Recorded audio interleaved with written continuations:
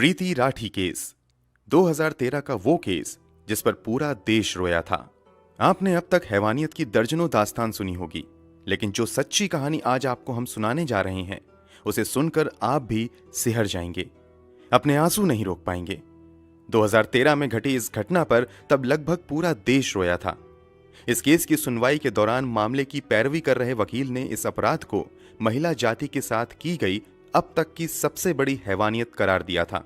वहीं इस केस की सुनवाई कर रही जज ने फैसला सुनाते समय ऐसी टिप्पणी की थी जिसे सुनकर हर किसी की आंखों में आंसू आ गए थे। आखिर यह घटना क्या थी और कहां घटी थी? इस केस की सुनवाई के दौरान जज ने क्या टिप्पणी की थी? इस केस में और क्या कुछ हुआ था? चलिए जानते हैं सब कुछ सिलसिलेवार तरीके से इस वीडियो में। तारीख थी 1 मई 2013। वैसे तो ये तारीख अधिकतर लोगों के लिए आम दिनों की ही तरह थी, मगर दिल्ली के नरेला में रहने वाली प्रीति राठी के लिए यह दिन बेहद खास था। आज पहली बार प्रीति दिल्ली के बाहर जा रही थी।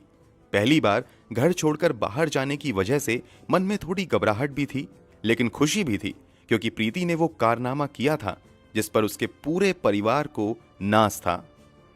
दरअसल 23 साल की प्रीति राठी ने दिल्ली से ही नर्सिंग की पढ़ाई की थी। पढ़ाई पूरी करने के बाद वो मिलिट्री हॉस्पिटल में नर्स बनना चाहती थी।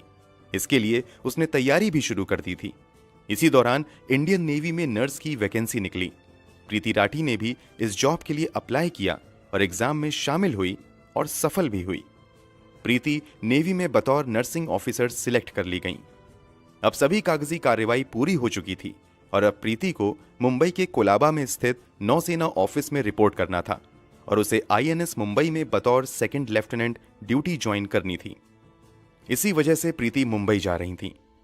चूंकि परिवार की बेटी पहली बार दिल्ली से बाहर जा रही थी, इसलिए प्रीति को मुंबई तक छोड़ने पिता अमर सिंह राठी, चाचा विनोद कुमार दहिया और चाची सुनीता दहिया भी साथ में जा रहे थे।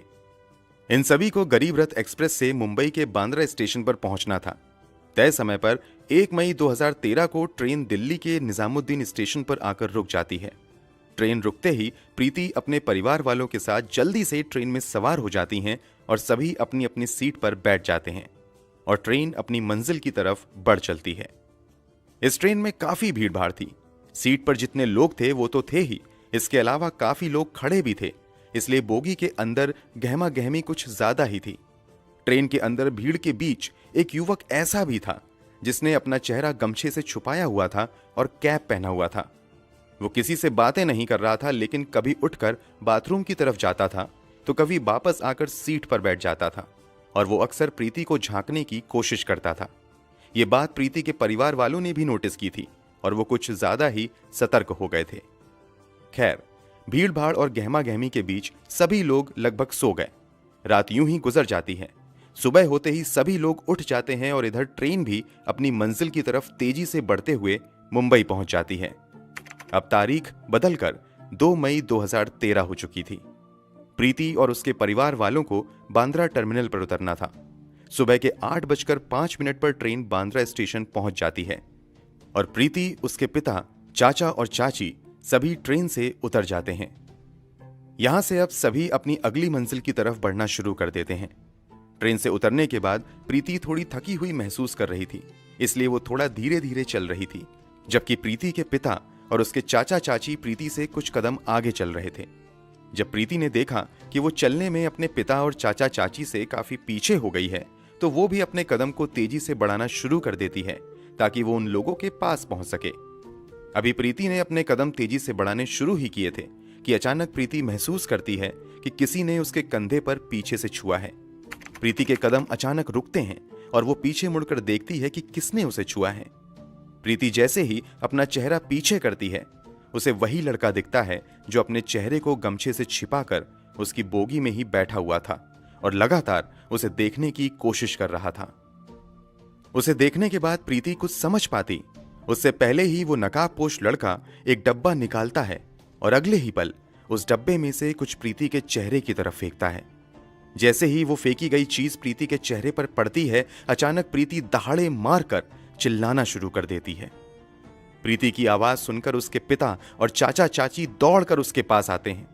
दूसरे पैसेंजर भी प्रीति के आसपास जमा हो जाते हैं, प्रीति की हालत देखकर लोगों को समझ आ जाता है कि दरअसल किसी ने उसके चेहरे पर फेंक दिया है। प्रीति के पिता और चाचा चाची जैसे ही प्रीति को संभालने की कोशिश करते हैं, एसिड के कुछ छींटे प्रीति के कपड़ों से उनके हाथों पर भी लगते हैं और उन लोगों के भी हाथों में जलन शुरू हो जाती है। फिर भी वो सभी अपने दर्द को भुलाकर प्रीति को संभालने में लग जाते हैं। प्रीति के पिता और चाचा तुरंत उसे उठाते हैं और स्टेशन मास्टर के ऑफिस में लेकर चले जाते हैं। क्योंकि प्रीति काफी तकलीफ में थी और जख्म काफी गहरा लग रहा था, इसलिए रेलवे अधिकारी तुरंत प्रीति को दूसरे अस्पताल भेजने की तैयारी शुरू कर देते हैं। स्टेशन से सभी घायलों और प्रीति को भाभा हॉस्पिटल के लिए भेज दिया जाता है, लेकिन प्रीति की हालत बहुत ज्यादा गंभीर थी, इसलिए उसे भाभा हॉस्पिटल की बजाय पास के ही गुरु नानक हॉस्पिटल में भर्ती करवाया जाता है। उधर वो नकाबपोश लड़का प्रीति पर एसिड फेंकने के बाद भागने लगता है। तभी प्रीति की चीख सुनकर ठीक प्रीति के नजदीक खड़े समीर शेख नाम का एक युवक तुरंत उस डब्बे को उठाकर समझने की कोशिश करता है कि अचानक से हुआ क्या है। तभी डिब्बे से एसिड समीर के हाथों पर भी गिरता है। वो तुरंत डब्बा नीचे फेंकता है और समझ जाता है कि इस लड़की पर एसिड अटैक हुआ है और वो तेजी से उस नकाबपोश व्यक्ति के पीछे भागना शुरू कर देता है। साथ ही चिल्लाता है, सलीम, सलमान, उसे पकड़ो, पकड़ो। दरअसल सलीम और सलमान भी समीर के साथी थे, इसलिए समीर को जब ये एहसास होता है कि लड़की पर एसिड अटैक हुआ है तो वो नकाबपोश के पीछे भागना शुरू कर देता है। साथ ही अपने दोनों जानने वालों को भी उस नकाबपोश लड़के को पकड़ने के लिए कहता है। वो लोग भी उस नकाबपोश का पीछा करने लगते हैं, लेकिन कुछ ही पलों में वो नकाबपोश उन सभी को चकमा देकर भाग जाने में कामयाब हो जाता है। समीर शेख, सलीम और सलमान, ये तीनों नाम याद रखिएगा क्योंकि इस केस में इन तीनों ने आगे महत्वपूर्ण भूमिका निभाई थी। प्रीति को गुरु नानक हॉस्पिटल में एडमिट करवा दिया जाता है, जहां उसका ट्रीटमेंट शुरू हो जाता है, जबकि प्रीति के पिता, चाचा, चाची और समीर शेख को भी भाभा हॉस्पिटल ले जाया जाता है। इधर पुलिस मौके पर पहुंचकर स्पॉट पंचनामा बनाना शुरू कर देती है। समीर के जख्म ज्यादा गहरे नहीं थे, इसलिए उसे हॉस्पिटल से कुछ ही देर बाद छुट्टी मिल जाती है और उसे पुलिस वापस घटना स्थल पर लेकर आती है और उसके बयान के आधार पर पंचनामा दर्ज करना शुरू कर देती है। इसके अलावा पुलिस वहां से सबूत भी इकट्ठे करती है। चूंकि प्रीति को भाभा हॉस्पिटल ले जाने के लिए कहा गया था, लेकिन उसकी हालत ज्यादा गंभीर थी, इसलिए जल्दबाजी में गुरु नानक हॉस्पिटल ले जाया गया था। लेकिन समस्या ये थी कि गुरु नानक हॉस्पिटल में बर्न यूनिट नहीं था और वहां कई अन्य सुविधाओं की भी कमी थी, इसलिए कुछ देर के बाद प्रीति को गुरु नानक हॉस्पिटल से मसीना हॉस्पिटल रेफर कर दिया जाता है। मसीना हॉस्पिटल पहुंचते ही प्रीति का इलाज शुरू होता है। इधर पुलिस भी प्रीति का बयान दर्ज करने के लिए मसीना हॉस्पिटल पहुंचती है, लेकिन जख्म इतना गहरा हुआ था कि प्रीति की आवाज जा चुकी थी। प्रीति का चेहरा बुरी तरीके से जल चुका था, साथ ही उसके गर्दन पर भी गंभीर घाव हुए थे। इस कारण प्रीति का बयान दर्ज नहीं किया जा सका। प्रीति के शरीर पर जरूर गहरे जख्म हुए थे, मगर प्रीति का हौसला अभी टूटा नहीं था और वो पूरे जज्बे और हिम्मत से लड़ रही थी। अब प्रीति चाहकर भी कुछ नहीं बोल पा रही थी, तो उसने हाथों से लिखने का इशारा किया। इसके बाद प्रीति को पेन और पेपर दिया गया। प्रीति लिखकर डॉक्टर और अपने माता पिता से बात करने लगी। इस एसिड अटैक की खबर मीडिया में भी फैल चुकी थी और धीरे धीरे ये खबर अखबारों और टेलीविजन की सुर्खियां बनने लगी। देखते ही देखते देश भर में ये मुद्दा छा गया। लोग इस एसिड अटैक के खिलाफ सड़कों पर उतरने शुरू हो गए और देश के कई हिस्सों में विरोध प्रदर्शन किया गया और जल्द से जल्द प्रीति के गुनहगारों को गिरफ्तार करके सजा देने की मांग शुरू की गई। पुलिस पर भी भारी दबाव था कि वो तुरंत अपराधी को गिरफ्तार करे, लेकिन समस्या ये थी कि अपराधी का कहीं से कोई क्लू नहीं मिल रहा था। हालांकि घटना के समय स्टेशन पर मौजूद कुछ गवाहों के बयान के अनुसार अपराधी का स्केच पुलिस ने तैयार करवा लिया था और अपराधी की तलाश शुरू हो गई थी, मगर पुलिस के हाथ खाली थे। इसी बीच 4 मई 2013 को पवन कुमार नाम का एक लड़का प्रीति की बहन तन्नू को फोन करता है और प्रीति के बारे में पूछता है कि वो कैसी है। पवन कुमार बीटेक का स्टूडेंट था और प्रीति से उसकी पुरानी जान पहचान थी।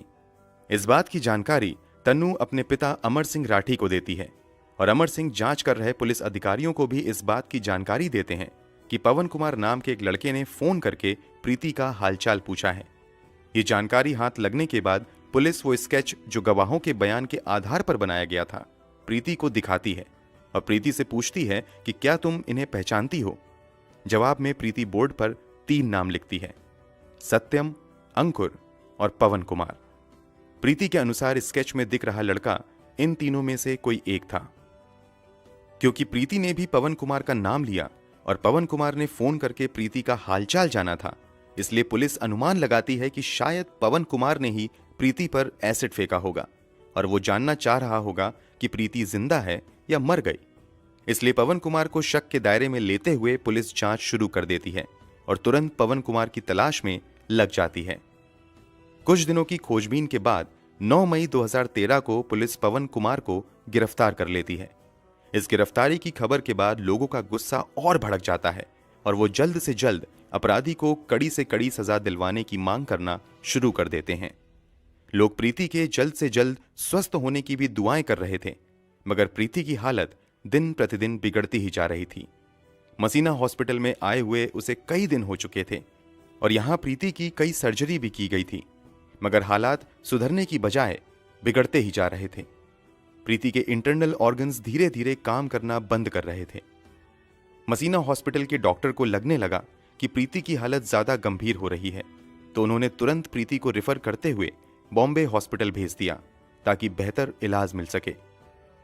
क्योंकि इस केस से लोगों का सीधा जुड़ाव हो चुका था और लोग हर पल प्रीति के हालात के बारे में जानना चाहते थे, इसलिए सरकार की ओर से भी प्रीति को बेहतर से बेहतर इलाज देने की व्यवस्था की जाती है।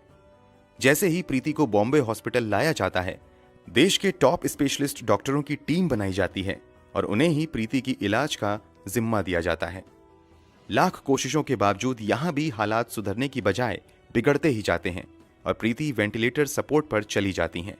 फिर भी डॉक्टर हार नहीं मानते हैं और प्रीति की जान बचाने की हर संभव कोशिश करते रहते हैं। एसिड अटैक को हुए लगभग 2 महीने हो चुके थे और प्रीति अब भी हालात से लड़ रही थी, लेकिन अंततः 1 जून 2013 को दिल की धड़कन रोकने की वजह से प्रीति इस दुनिया को छोड़कर चली जाती हैं। प्रीति की मौत की खबर से देश में गम और गुस्से की लहर दौड़ जाती है।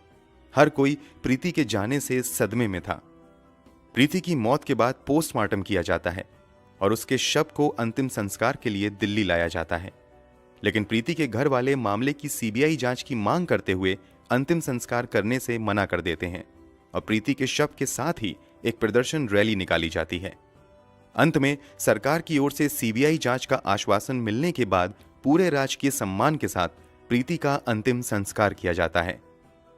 प्रीति की मौत और अंतिम संस्कार के बाद हर किसी की एक ही मांग थी कि जल्द से जल्द प्रीति के कातिलों को कड़ी से कड़ी सजा दिलवाई जाए। पुलिस ने भी पवन कुमार नाम के एक लड़के को गिरफ्तार कर लिया था, लेकिन समस्या ये थी कि पवन कुमार के खिलाफ किसी भी तरह का सबूत नहीं मिल रहा था।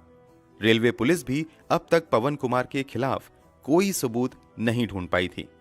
इसी बीच प्रीति के पिता अमर सिंह राठी अपने स्तर से पता लगवाते हैं तो ये बात सामने आती है कि 2 मई 2013 यानी घटना वाले दिन पवन कुमार मुंबई में था ही नहीं, बल्कि वो रोहतक में था। बाद में पुलिस भी पवन कुमार के फोन का लोकेशन हिस्ट्री निकलवाती है तो पता चलता है कि घटना वाले दिन पवन कुमार वास्तव में रोहतक में था। पुलिस की बजाय प्रीति के पिता द्वारा यह पता लगाना कि पवन कुमार उस दिन रोहतक में था, पुलिस की बड़ी नाकामी थी और ये इस बात का भी संकेत था कि पुलिस इस घटना की जांच सही तरीके से नहीं कर रही है। इसलिए प्रीति के पिता कोर्ट में एक रिट पिटीशन फाइल करते हैं और सीआईडी मुंबई से जांच की मांग करते हैं। कोर्ट ये मांग मान लेता है और मामले की जांच सीआईडी मुंबई को दे दी जाती है। केस हाथ में आते ही सीआईडी मुंबई जांच के सिलसिले में सबसे पहले प्रीति राठी के घर जाती है और कुछ जानकारी जुटाना शुरू कर देती है। सीआईडी के अधिकारी प्रीति के कुछ नजदीकी रिश्तेदारों से भी पूछताछ करते हैं। रिश्तेदारों से पूछताछ के दौरान एक रिश्तेदार पुलिस वालों को बताती है कि पड़ोस में ही रहने वाला अंकुर पवार नाम का एक लड़का प्रीति से एक तरफा प्यार करता था। उसने प्रीति को प्रपोज भी किया था, लेकिन प्रीति ने साफ मना कर दिया था। इसके अलावा अंकुर पवार प्रीति से ही शादी करने की जिद कर रहा था, लेकिन प्रीति ने इस प्रस्ताव को भी ठुकरा दिया था। प्रीति के एक रिश्तेदार के मुताबिक इसी के बाद अंकुर ने प्रीति को अंजाम भुगतने की धमकी दी थी। पुलिस के लिए यह एक बड़ा क्लू था। पुलिस तुरंत अंकुर का पता लगाती है और उसे पूछताछ के लिए बुलाया जाता है। पुलिस अंकुर से पूछती है कि 1 मई 2013 को तुम कहां थे? इस पर अंकुर ठीक ढंग से जवाब नहीं दे पाता है और तुरंत अपने बयान बदलने लगता है। इसके अलावा पुलिस को यह भी नजर आता है कि अंकुर के दोनों हाथों पर जख्म के निशान हैं। ये जख्म वैसे ही थे जैसा कि एसिड से जलने पर होता है। अंकुर द्वारा बार बार बयान बदले जाने और अंकुर के हाथों पर जख्म के निशान देखकर पुलिस का शक और गहरा हो जाता है और वो अंकुर को पूछताछ के लिए 17 जनवरी 2014 को मुंबई लेकर आ जाती है। मुंबई लाकर उससे कुछ और पूछताछ की जाती है और कुछ ही समय की पूछताछ में ये साफ हो जाता है कि एसिड फेंकने वाला व्यक्ति कोई और नहीं बल्कि यही अंकुर पवार था। पुलिस तुरंत अंकुर को गिरफ्तार कर लेती है और उसके मेडिकल एग्जामिनेशन के लिए जेजे हॉस्पिटल भेज देती है। हॉस्पिटल से आने के बाद पुलिस अंकुर से पूछताछ शुरू करती है।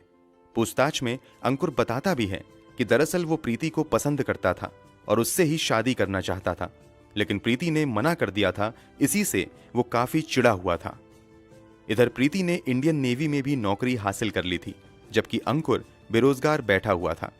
इस कारण अंकुर के घरवाले उसे ताना देने लगे थे। इससे भी अंकुर को प्रीति से काफी जलन होने लगी थी। इसी के बाद अंकुर ने तय कर लिया था कि वो प्रीति को सबक सिखाएगा। प्रीति ने नेवी में नौकरी हासिल की है, इस बात की जानकारी आसपास के लोगों को भी लग चुकी थी और लोग ये भी जान चुके थे कि 1 मई को प्रीति मुंबई जाएगी। अंकुर को भी इस बात की जानकारी हो चुकी थी, इसीलिए वो ट्रेन में सवार हुआ था।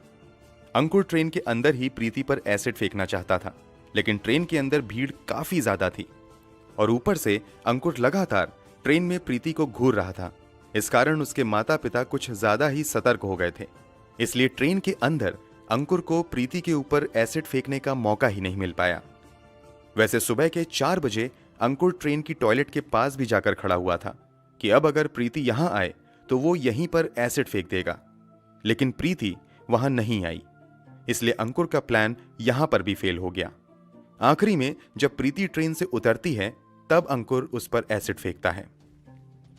अंकुर ने जरूर अपना गुनाह कबूल कर लिया था, लेकिन पुलिस के सामने सबूत जुटाने की बड़ी चुनौती थी। इसलिए पुलिस अंकुर पवार के खिलाफ सबूत जुटाने में लग जाती है। सबसे पहले यह पता लगाने की कोशिश की जाती है कि आखिर अंकुर को एसिड दिया किसने था। जांच पड़ताल के दौरान खुलासा होता है कि अंकुर ने मुकेश भार्गव नाम के एक दुकानदार से यह कहते हुए एसिड खरीदा था कि उसने अंकुर बैटरीज नाम से अपनी एक दुकान खोली है, इसलिए उसे एसिड चाहिए। अंकुर ने दुकानदार को कहा था कि वो बहुत ज्यादा एसिड खरीदेगा, लेकिन ज्यादा एसिड खरीदने से पहले वो सैंपल देखना चाहता है। इसलिए दुकानदार ने उसे बतौर सैंपल एक हॉर्लिक्स के डब्बे में लगभग 2 लीटर एसिड दे दिया था।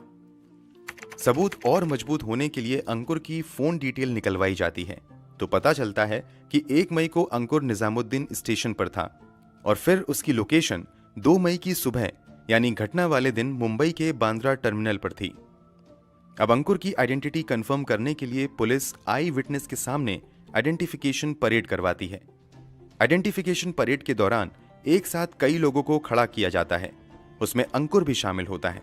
उसके बाद उन लोगों को भी बुलाया जाता है जिन्होंने पहले गवाही दी थी कि हमने एसिड फेंकने वाले को देखा है। उन गवाहों में से समीर शेख, सलीम शेख और सलमान शेख अंकुर को देखते ही तुरंत पहचान लेते हैं और पुलिस वालों को बताते हैं कि ये वही लड़का है जो एसिड फेंकने के बाद भाग रहा था। दरअसल जब अंकुर एसिड फेंक कर जैसे ही पीछे मुड़ा था तो उसके चेहरे से वो गमछा हट गया था।